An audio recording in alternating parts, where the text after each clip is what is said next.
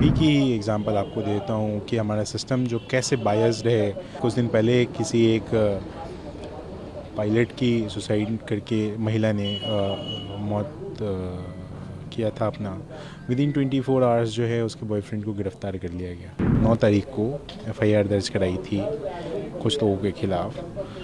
वो लोग अभी आप लोगों के माध्यम से हमें पता चला कि वो अपने घर छोड़ के भाग गए हैं। कुछ दिन पहले एक वीडियो आई थी जिसमें वो मना कर रहे थे कि मीडिया से हम बात नहीं करेंगे। तो ये सिस्टम फेल्योर नहीं है, ये तो क्या है। मेरे भाई ने अंतिम इच्छा जाहिर की है कि अगर उसे इंसाफ मिल गया तो मेरी अस्थियों को गंगा में बहा दिया जाए, और अगर उसे इंसाफ नहीं मिला तो कोर्ट के बाहर ही गटर में उसकी अस्थियाँ बहा दी जाएँ। और अगर न्यायालय के जज के पोस्ट पे अगर बैठे हुए लोग अगर करप्शन लेने लग गए तो फिर न्याय की उम्मीद तो छोड़ देनी चाहिए।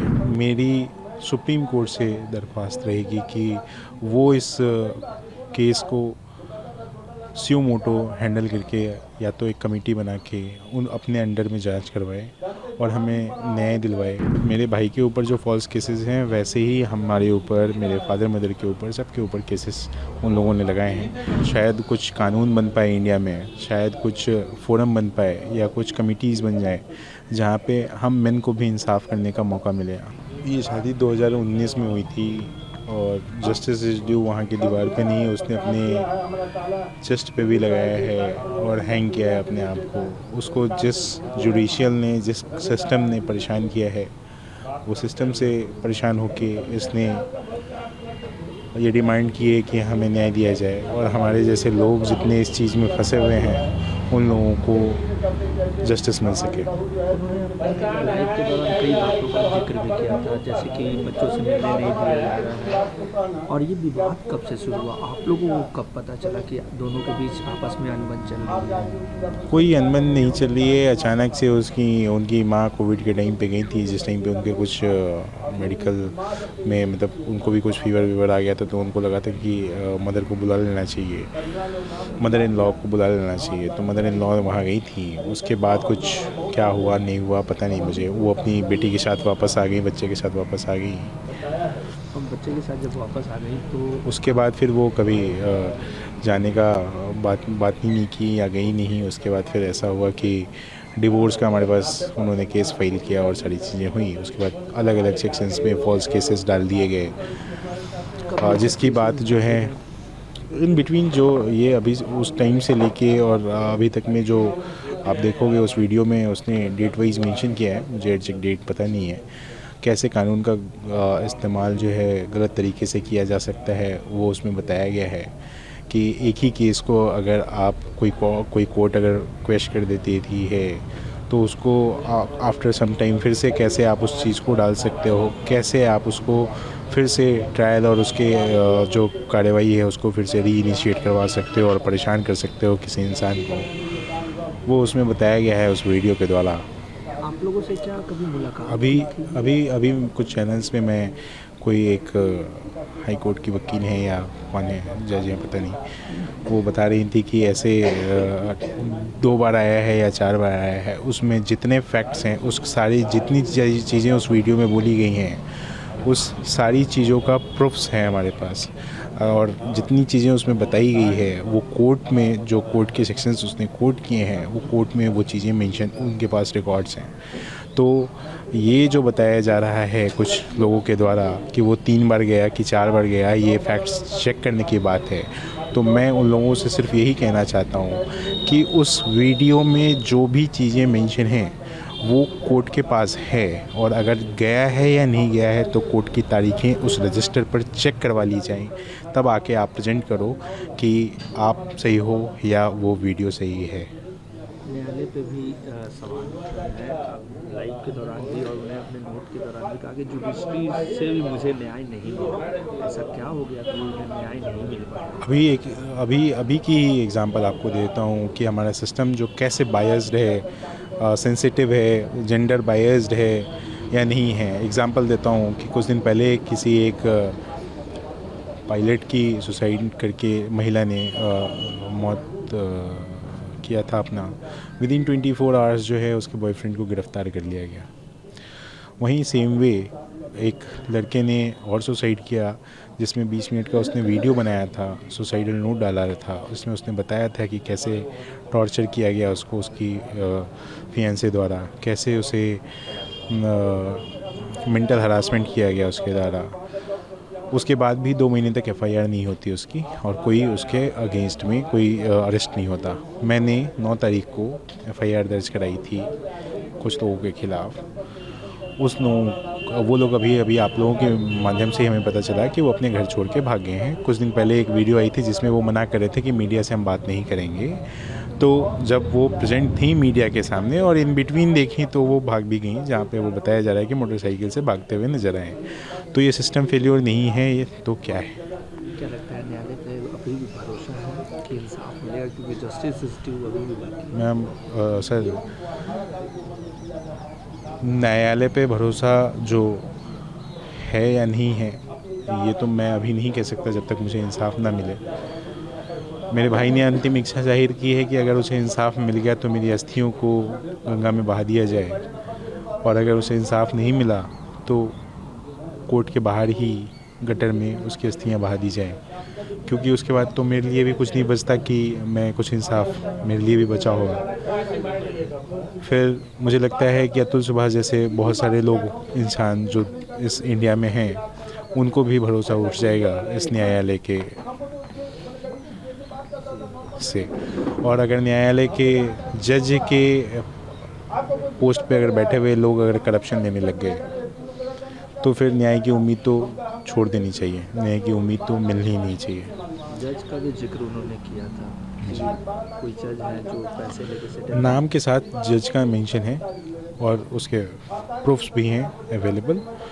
तो मेरी सुप्रीम कोर्ट से दरख्वास्त रहेगी कि वो इस केस को स्यू मोटो हैंडल करके या तो एक कमेटी बना के उन अपने अंडर में जांच करवाए और हमें न्याय दिलवाए, और जिसके भी नाम उसमें मेंशन हैं अगर वो गिल्टी होते हैं तो उनको सख्त से सख्त कार्रवाई दी जाए। मेरे भाई ने वीडियो में कुछ बताया भी है ऐसा कि कुछ ऐसे भी डॉक्यूमेंट्स हैं जिस पे उन्होंने साइन किया हुआ है, और वो बता रहे हैं कि ये तो हमें पता ही नहीं कि हमारे वकील ने कौन से सेक्शन में फाइल कर दिया है केस। हमने ऐसा नहीं किया है, बट हम नहीं करना चाहते थे। तो मुझे ये बताइए कि कानून ऐसा भी कहता है कि अगर आप किसी कानून के बारे में नहीं जानते हैं और आप उस कानून के ख़िलाफ़ कुछ काम कर देते हैं तो ये माना नहीं जाएगा कि वो कानून आपके ख़िलाफ़ नहीं लगेगा, चाहे आपको पता हो या ना हो। शायद जहाँ तक मेरी जानकारी है यही कानून है। मैं एक एग्ज़ाम्पल से आपको कोट करूँ कि अगर कोई ये कहता है मर्डर करने के बाद कि जी हमें पता नहीं कि सीआरपीसी में कौन सी धारा के अगेंस्ट में जो है ये जुर्म है, तो ये कोर्ट नहीं मानेगा कि आपको पता नहीं था इस वजह से आपको बेल दिया जाएगा, ऐसा नहीं है। तो मैं यही कहना चाहता हूँ इस माध्यम से। अंतिम बार कब बात हुई थी उनसे आपकी, या आपके फादर मदर की कब बात हुई? जिस दिन उसने सुसाइड किया उसी दिन हमारी बात हुई है। सुसाइड का जो टाइम था वो अप्रॉक्सीमेट 2 बजे के बाद ही था, क्योंकि मेरे पास जो मैसेज आए हैं और वो सारी चीज़ें आई हैं वो 2 बजे के अप्रॉक्सीमेट आई है। मेरी बात शाम के 6-7 बजे के आसपास हुई थी। पापा की बात जो है वो रात के 9 से लेकर 10 बजे के बीच में बात हुई थी, करीब 1 घंटे। जैसे हमारी नॉर्मल बात होती है वैसे ही उनसे भी बात हुई थी। तो हमें ऐसा कोई आभास ही नहीं था कि वो ऐसा भी कुछ कर सकता है या उसके मन में ऐसा भी कुछ चल रहा है। इससे पहले क्या कभी कोई ऐसा आभास आपको हुआ, या फिर कभी वो बताना चाहे? कभी ऐसा कुछ एहसास ना मुझे हुआ, ना मेरी फैमिली में किसी भी मेंबर को, मेरे ना फादर को हुआ, ना मदर को हुआ। इवन मैं उनके कुछ फ्रेंड्स के टच में हूँ जिससे वो बहुत अच्छे से बात करता था। उन लोगों को भी कोई ये आइडिया नहीं रहा, या वो जिस कुछ ग्रुप्स के साथ जो जुड़े हुए थे उनके कुछ लोगों से भी मेरी बात हुई है। उन लोगों को भी ऐसा कभी नहीं लगा कि ऐसा भी कुछ हो सकता है या वो ऐसा कुछ कर सकता है। आप लोगों पे भी पता चला केस हुई थी डाउरी एक्ट की, क्या ऐसा कब हुआ?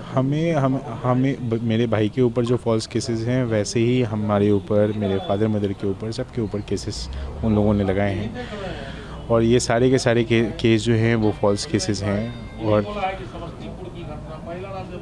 मुझे जो लगता है कि जो फॉल्स केसेस लगाए गए हैं और जिसने इस फॉल्स केसेस को लगाया है और जिसने इस तरह से प्रताड़न किया गया है मेरे भाई को, उन सब के खिलाफ एक्शन होना चाहिए। लोगों को एक ऐसा सबक मिलना चाहिए कि मैं जो सेक्शंस लगा रहा हूँ वो लगाना उचित है या अभी नहीं है। अगर ये एक्शंस हो गया तो शायद हमारी जुडिशियल जो है वो कुछ चीज़ें ठीक हो जुडिशियल से। कोर्ट से तो आपने मांग कर दी, देश के प्रधानमंत्री और बिहार के मुख्यमंत्री से क्या मांग करेंगे, क्योंकि ऐसे अतुल सुभाष बहुत होंगे। मेरे भाई ने जाने से पहले सुप्रीम कोर्ट ऑफ इंडिया को एक मेल किया है, प्रेसिडेंट ऑफ इंडिया को भी मेल किया है।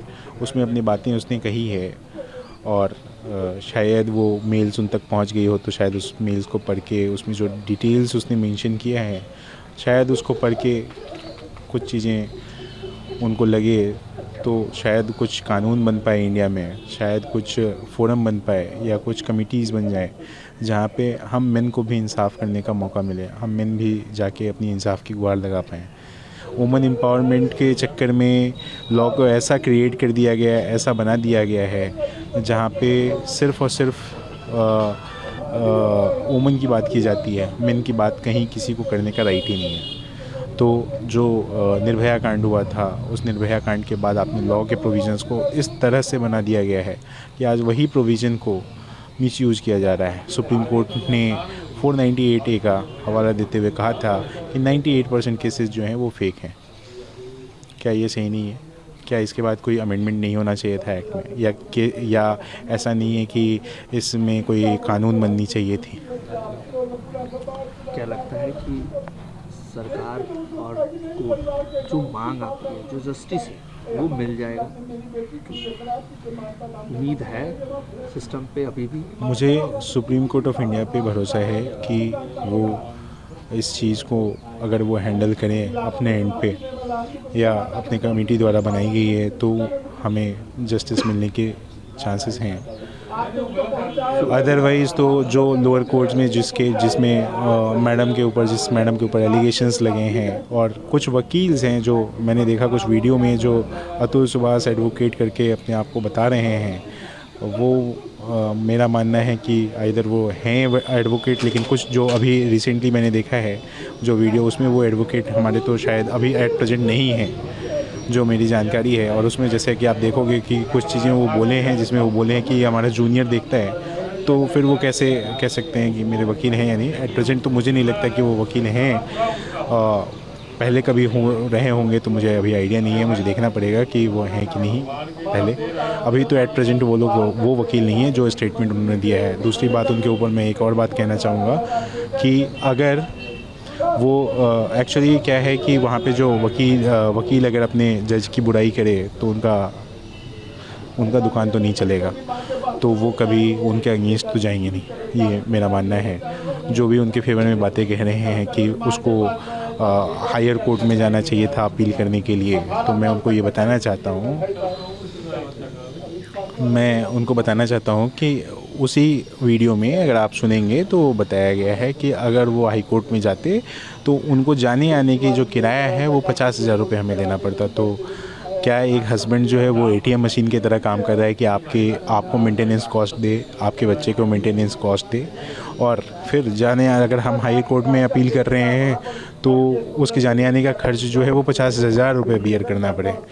तो मुझे ये समझना है लॉ से या सिस्टम से कि कैसे ये लॉ सिस्टम काम करता है। मेंटेनेंस कॉस्ट जो मांगा जाता है, क्या उसके पीछे जो है वो कोई वो है बेसिस है, या सिर्फ जो लड़का ज़्यादा कमा रहा है वो उसका जो है ज़्यादा पैसा देना है, जो लड़का ज़्यादा पैसा कमा रहा है उसको घूस ज़्यादा देना पड़ रहा है।